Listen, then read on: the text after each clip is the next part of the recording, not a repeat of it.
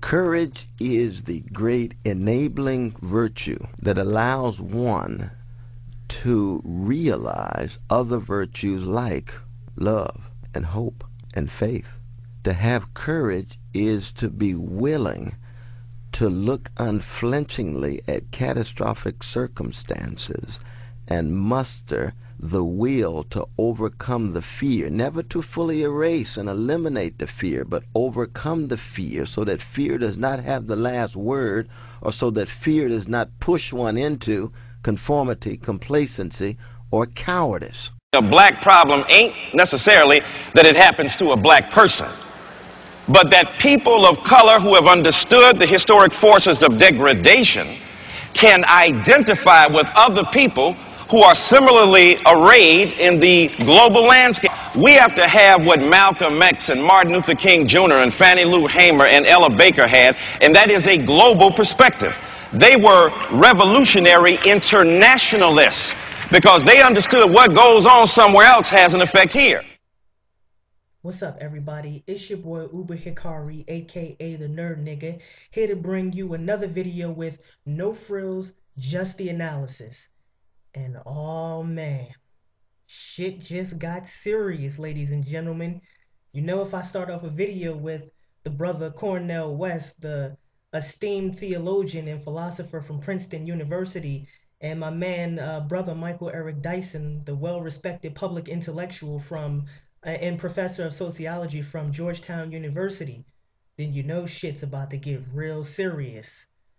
So as per review, you laid down the gauntlet when you asked me, or when you said that you were going to be real interested to see how I was going to bring political consciousness to the YouTube anime community. So, brother, here's your response, man. Here's your response. Okay, so this video is basically going to be broken down into two sections. The first part is going to be what this segment is about, an explanation of what this segment is about and why I chose to do it. And the other part is going to be about the crisis that's going on in the Horn of Africa, and it's going to be also about Aung San Suu Kyi, who's a political activist, human rights activist in Burma, or as some other people might know it, Myanmar. Okay, so let's just jump right into this. Okay, so what is this segment? Basically, this segment is a new monthly segment that's going to be about political consciousness. And I'm going to be discussing various world affairs. But before I get into that, let me just tell you what this segment is not about. This segment is not about national politics. Obviously, I'm from the United States of America. I'm an American, but I will not be focusing on national issues.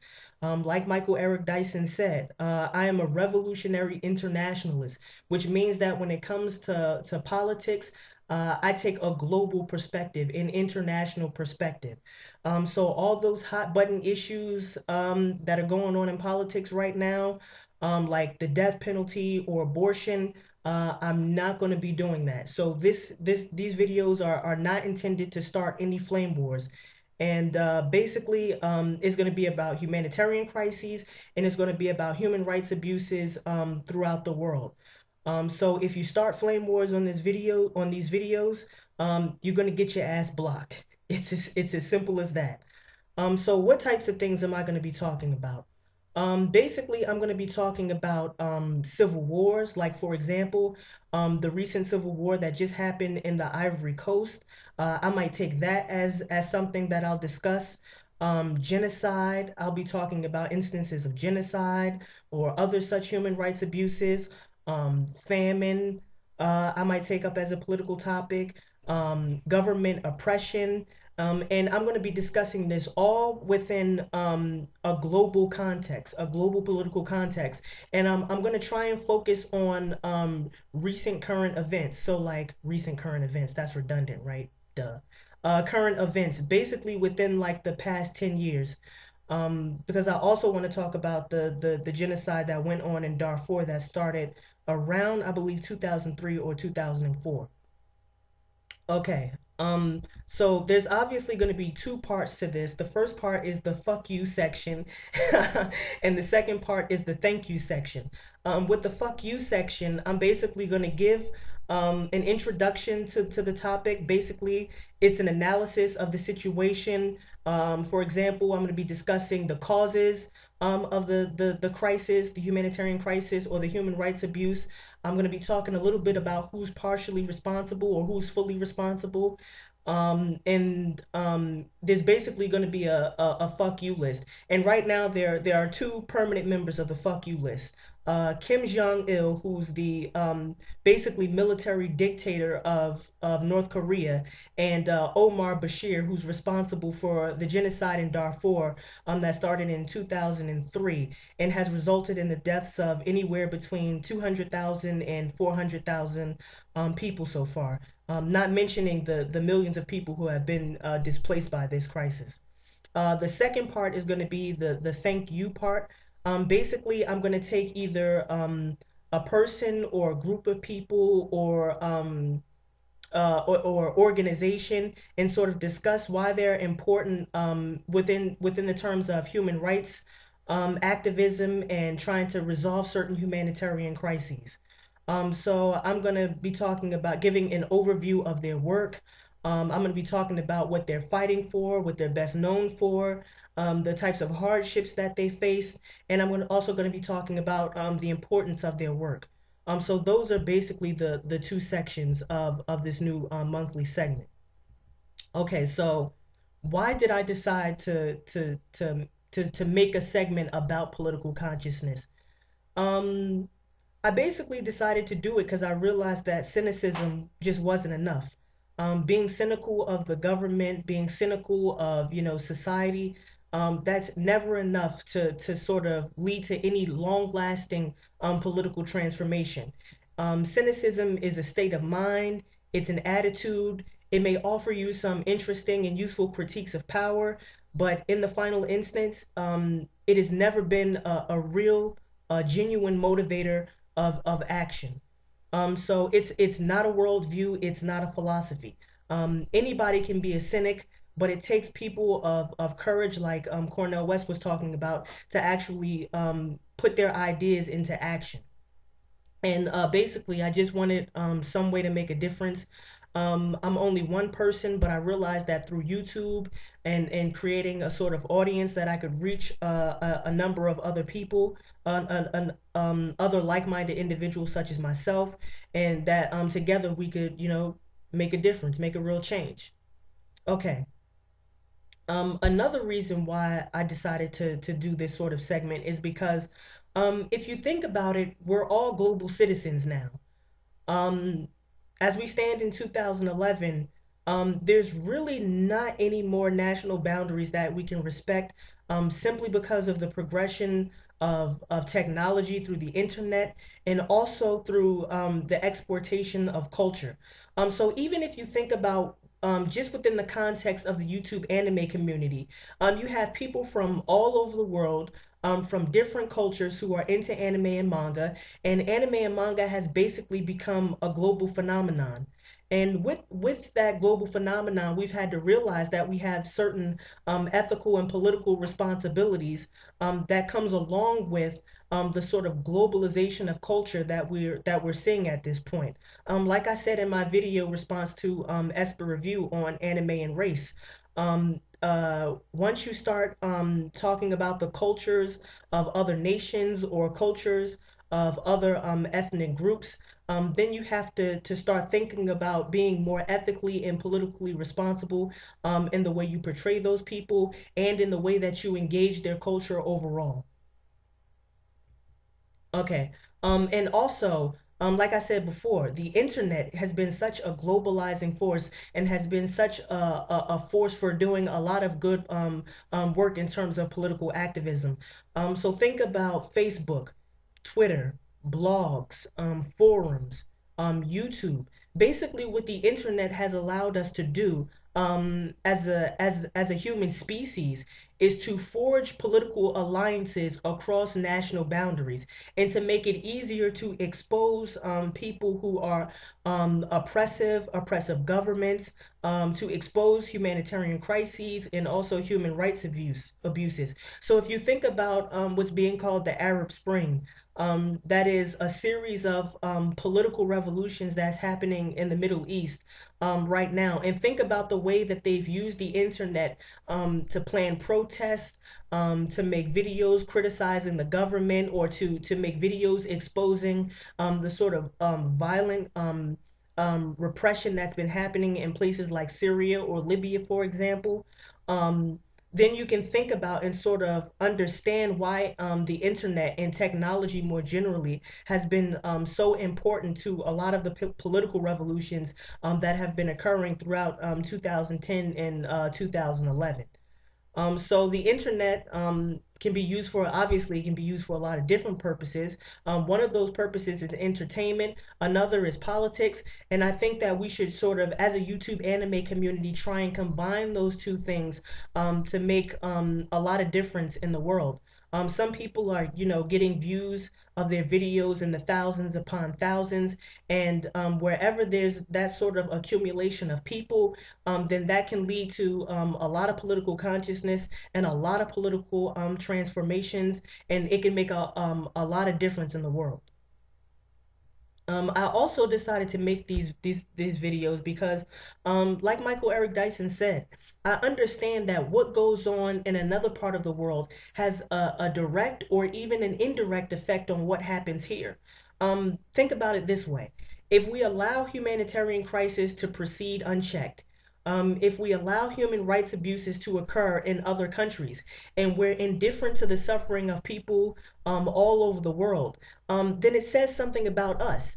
It says that as a society, as a country, as a people, we're not living up to our own political ideals, and we're not living up to our own ethical standards.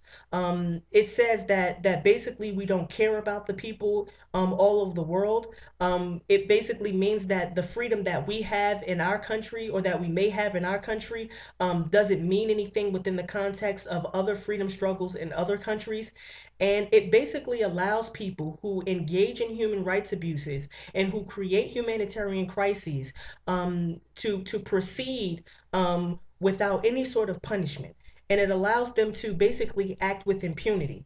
And it basically says that we're failures as human beings. I mentioned Socrates in my Rurouni Kenshin video.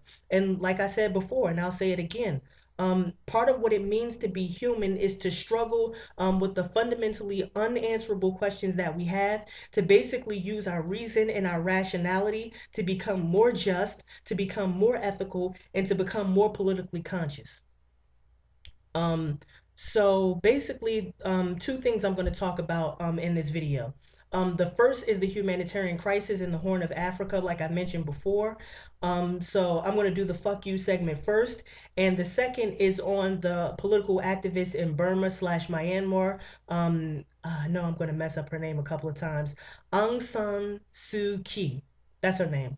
And that's the thank you segment. Okay, so basically, if you haven't heard, there's a severe humanitarian crisis going on in the Horn of Africa. So the Horn of Africa, if you've ever seen a map of Africa, it's the easternmost part of Africa, and it's the part that kind of juts out into what's called the Gulf of Aden, and into the I believe that's the Indian Ocean. And it's a region of Africa that comprises Kenya, Djibouti, Somalia, and also Ethiopia. And basically, what's happening right now in that area is that they're experiencing a severe drought. It's the worst drought that's happened in that region of the world in 60 years. And basically, there's no rainfall. And if there's no rainfall, there can be no crops. Your livestock starts to die. And so there can be no food. And basically, what's happened is there's a food crisis, there's a shortage of food. But also, there's a severe famine in Somalia right now. There's something like 13.3 million people who are affected in the Horn of Africa, who are basically starving to death.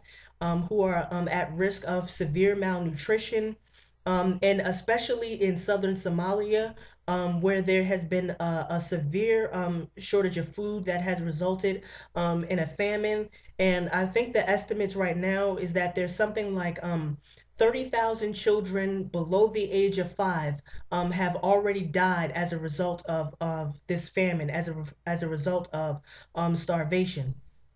And it's also creating other humanitarian crises. For example, people in Somalia, in southern Somalia, who are basically experiencing a shortage of food, have basically started to flee to places like Kenya and Ethiopia.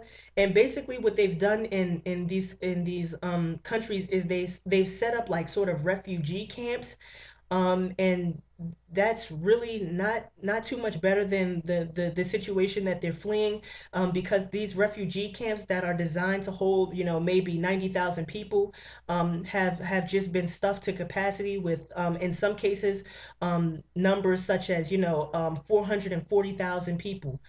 So it's really led to a lot of conditions that are unsanitary, which, breeds diseases. And so the infant mortality rate in these refugee camps basically have just skyrocketed. Diseases have skyrocketed, malnutrition has skyrocketed, and it's just an all around terrible situation that's going on in the Horn of Africa right now.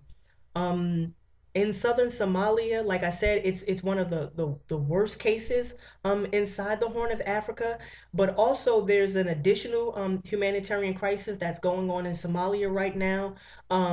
Basically, what happened in Somalia was that there was a civil war, and in a lot of cases, the civil war still hasn't ended.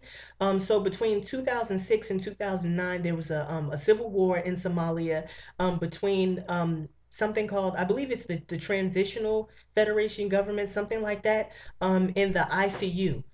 Which was the sort of Muslim faction of Somalia that was struggling with the government, to take control of the country. Eventually, the ICU lost because the African Union sent in peacekeepers, and I think there was some military intervention by the UN as well, and I think maybe America. But basically, the ICU lost, and when the ICU lost, it broke up into multiple factions. One of those factions is known as al-shabaab, which is basically a Muslim extremist radical terrorist group that has been responsible for a large number of terrorist bombings. In fact, recently there was just a bombing in Somalia at the Ministry of Education, where I think something like 100 people were killed and hundreds more were injured. And basically, al-Shabaab is in a guerrilla war right now with the government of Somalia, and it holds like large sections of southern Somalia, key cities, etc. Basically, what al-Shabaab has done is, it's denied that there was a famine. So, these bastards basically have denied that there's any such thing as a famine. They say that there's a drought, but they deny that there's a famine. They deny that anybody's suffering from a food shortage, and they basically deny the figures which say that a lot of people are being affected and that children are basically dying of starvation. What Some other things that they've done is they've banned aid workers from going into southern Somalia and sort of handing out food and providing medical attention to people who really need it, due to diseases and malnutrition. So they've been responsible for a number of attacks on aid groups, a number of kidnappings, etc. So to the al-Shabaab government and basically to the ineffective Somalian government that's allowed this humanitarian crisis to proceed unchecked, fuck you, basically. So for anybody who wants to find out how to help with this, you can donate to places like the Red Cross and also to UNICEF USA. You can look in the description box below this video, and I'll post the links to places online where you can donate. Again, the Red Cross and UNICEF USA. The minimum donation is $10. So if you can at least spare $10, and I know a lot of you guys can spare at least $10, shit, man, if you're willing to pay 40, 50, $60 for a new PS3 game or a new Xbox 360 game, then you can donate at least $10. And $1 a day can be used to basically save one child from starvation. So if you can give $10, then you can basically feed 10 children for a day, or you can feed one child for 10 days. So basically, I'm asking you guys to look inside yourself and basically ask yourself what's the ethical thing to do, and to basically donate at least $10. And so to whoever who does that, big ups, and thanks for trying to help out. The second part of this video that I'm going to talk about again is Aung San Suu Kyi. She's a human rights activist. She's been fighting for democracy in Burma for the last basically 22 years, I believe. But before I get into basically who Aung San Suu Kyi is and what she's about, let me just give you some background on the situation in Burma, also known as Myanmar. So in Burma in 1962, there was a military coup. Basically, this general, I forget his name, Ni Sin, I believe, basically used the military to take over the government. And he instituted policies of socialism that resulted in basically the impoverishment of the entire country. One of the most impoverished countries in the world. Um, and he ruled sort of with an iron fist. So all political activism and all political dissidents were basically crushed and silenced. So sometimes, well, not sometimes, most of the times, those protests were crushed violently. So in 1962, for example, when you had students protesting the military dictatorship in Burma, the military basically came out and killed 15 student activists, violently suppressed the student protests. Also in August of 1988, which is known as the 8888 uprising, I know a lot of eights, there was widespread pro-democracy protests. But like I said before, the government basically came out and crushed the protesters. Thousands of people were killed. And also during this time, there was another coup by another faction of the military dictatorship. They came to power, and they were known as the State Law and Order Restoration Council. They changed the name of Burma to Myanmar, and they tried to make it seem like they were pro-democracy, so they held democratic elections, but basically it was a farce. During this time in 1988, while this was going on, Aung San Suu Kyi had been away from Burma, but she had come back because I believe her mother was ill, or somebody in her family was ill. And during this time, she saw what was happening in Burma, now Myanmar, and she decided to become a political activist and to sort of fight for democracy in Burma, and to fight for human rights, and to sort of trying to find ways to alleviate the humanitarian crisis that was going on in Burma. So she helped to found the National League for Democracy, I believe it's called, the NLD. And she helped found that party. And in the 1990 elections, I believe it was, her party or her party won 80% of the seats in parliament. But basically, this election was a farce. The military dictatorship refused to recognize the results of those elections, and they basically remain in power to this day. So a lot of things, so just some of the things that the military dictatorship is responsible for in Myanmar. It's estimated that 800,000 men, women, children, and elderly people have basically been forced into slavery. The military uses rape and sexual violence as a form of terrorism. They've basically instituted a policy of ethnic discrimination, and so they use rape and sexual violence as a way to subjugate these people and as a way to sort of terrorize these people. It's also estimated that 70,000 children are a part of the military. So they are actually child soldiers in Myanmar, which, as you can imagine, is just horrible. So some of the things that Aung San Suu Kyi has tried to do to sort of alleviate this crisis and to sort of fight for human rights in Myanmar. So she believes in a philosophy of nonviolence.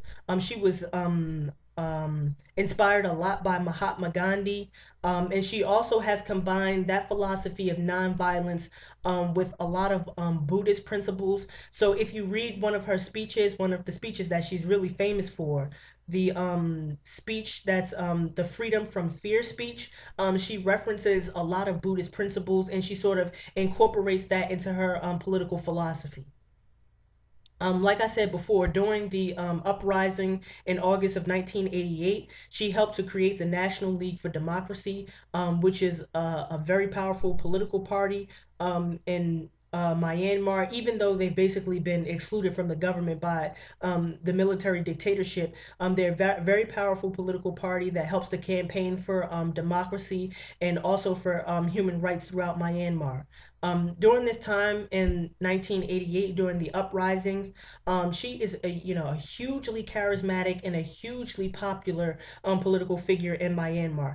It's very difficult to overestimate just how influential Aung San Suu Kyi is. She gave a speech in 1988 that was basically 500,000 people came out to hear her speak. She basically campaigned in 1988 and in 1989 and 1990 throughout the country, campaigning for democracy and for human rights. In 1991, Suu Kyi was awarded the Nobel Peace Prize. But a lot of this political activism that she's been engaging in has come at a serious cost. In 1996, there was an assassination attempt on her that was basically sponsored by the military dictatorship, the government in Myanmar. And basically, she's been kept under house arrest for the last 15 out of the last 22 years. She's been confined to her house without a trial, without any sort of legal representation. But she was just recently released in November of 2010. I'm glad to see that she's released, and I'm hoping that she can continue her political activism and sort of reform um, Myanmar. One of the quotes from a quote that I really like from Aung San Suu Kyi from her freedom from fear speech that she's like I said really famous for um, is this quote right here. Fearlessness may be a gift, but perhaps more precious is the courage acquired through endeavor. Courage that comes from cultivating the habit of refusing to let fear dictate one's actions. Courage that could be described as grace under pressure. Grace which is renewed repeatedly in the face of harsh, unremitting pressure. So she's big into this idea of courage, like the brother Cornel West said at the beginning of this video, the courage to overcome fear and to never to eliminate cowardice, but to sort of overcome that fear, to be courageous and to fight for the ethical principles that basically make this world worth living in. So in the description box below this video, I'm going to be, in addition to the links to UNICEF and the Red Cross, I'm also going to post a link to the Wikipedia entry on Aung San Suu Kyi. So basically, for all of her political activism, for her efforts to try and reform the Myanmar government, for her efforts on human rights activism, basically for everything that she's done, for her speeches and basically trying to make Myanmar a better place, and basically to try and make the world a better place to live in, for everybody who's struggling for human rights and for freedom around the world. Thank you to Aung San Suu Kyi. This was your boy Uber Hikari, aka the Nerd Nigga. Just brought you another video, this time on political consciousness with no frills, just the analysis. And to every person or group or government that tries to oppress people and that stands in the path of freedom, fuck you. And to everybody, every group or person or organization that tries to create a path of freedom for the entire human species and for political activism and for human rights, I stand in solidarity with you. A lot of people around the world stand in solidarity with you, and thank you. Basically, that's it. Peace and have a blessed day.